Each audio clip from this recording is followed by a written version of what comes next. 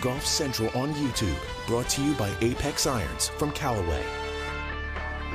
Hello, I'm Cara Banks, and this is your Golf Central update. What an opening round it was for Matthew Wolff in Mayakoba as he opened with a 10-under par 61. Just take a look at this card, unsurprisingly bogey-free in what is his tournament debut at this event. After the impressive start, he spoke to our George Savaricas. Course record tying 10 under 61 for Matthew Wolff. What was it like being in that type of zone?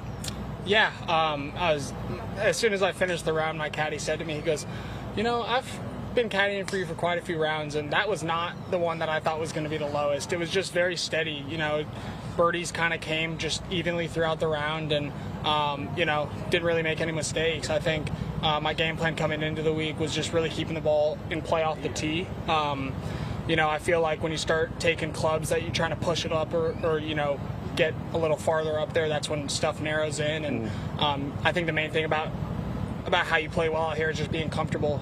Every single shot I was comfortable over, I was committed to, and yeah, it just ended up that at the end of the day, last putt dropped, and I didn't know it was a course record, so it's really cool to hear. Could you pinpoint when you had it? Was it during warm-up? Was it on the course? What would you say?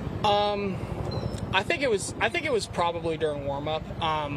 I've just been, you know, working with my coach a little bit, George, about just kind of setup. Really nothing about the swing, just making sure that I'm comfortable in my setup. And to me, I feel like when I am comfortable, that's when I make the best swings.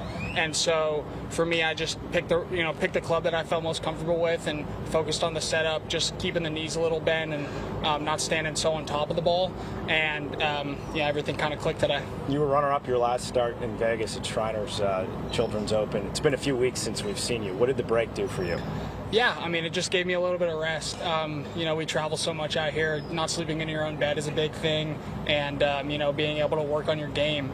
You know, if you have 1 week in between tournaments, it's kind of hard to adjust stuff because you feel like you're just getting on a plane and going to, you know, playing in a tournament, you know, really quickly, where, you know, 3 weeks off, you definitely have some time to, you know, work on a few things and just really get rested and get your body in the right mode to get started again. So I was really happy with my time that I had at home, but really excited to be out here and happy I played well. Well, hopefully you have some time at the beach the rest of the afternoon. Nice playing. Thank you.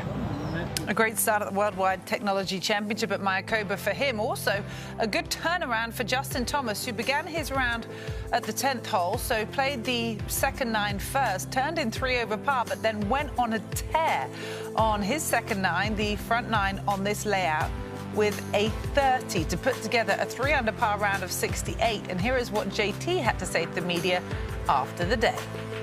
I should be and I will be more pleased with the turnaround, but at the moment, yeah, I got to figure out how to just get off to a little bit better starts. It's the same sort of thing as Vegas. Just really having a hard time getting in a focus and just kind of getting in that competitive mind frame. And unfortunately, at a course like this, you can't afford to be 3 over through 11 holes every time you play it. So no, I mean that 7-hole stretch really kept me in the tournament, so I'm very, very pleased to do that. You mentioned Vegas. Has this been something that you've struggled with in the past, or is this kind of no, I just think it's from lack of competitive golf. I mean, anytime, you know, I take 2 or 3 weeks off, it always, at least for me personally, it takes a little bit to get back into it.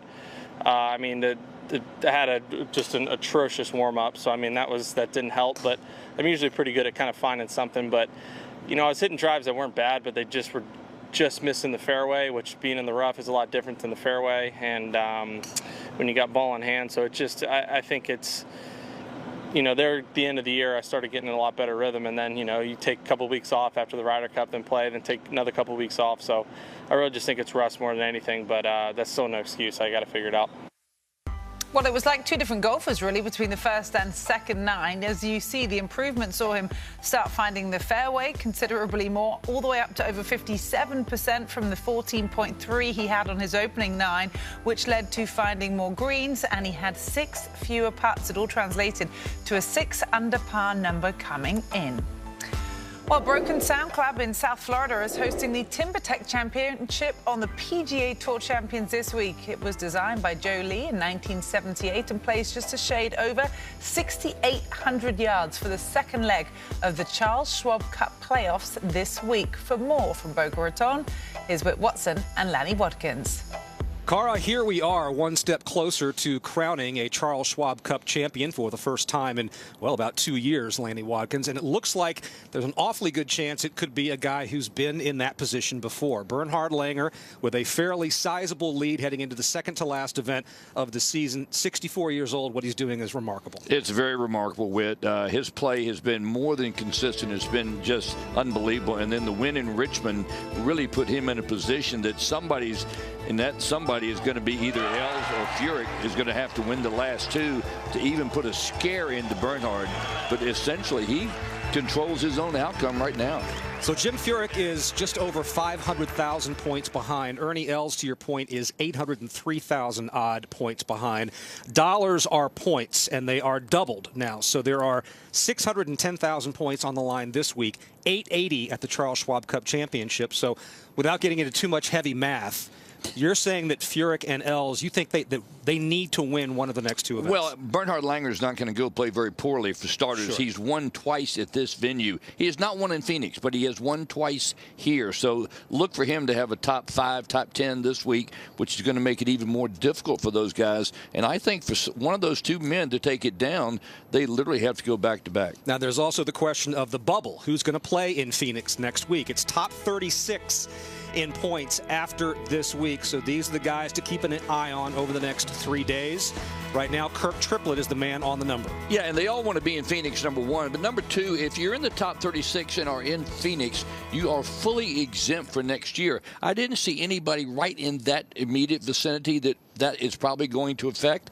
They're probably all okay on career money, but there are some people that will affect. They need to be in the top 36 to be exempt going forward. Interesting to see, and Lee Janzen is not in that category because he won, but it's interesting to see a player that won this year that's outside the top 36 in points. Yeah, and Lee Jansen's always very capable, two-time U.S. Open champion, but he has not had a very good year. I think only one other top 15 the entire year, and then he finds lightning in a bottle and wins in Raleigh. So he's very capable of doing that anytime. Let's take a look at some of the featured groups as we take on the penultimate event of the season for the PGA Tour Champions.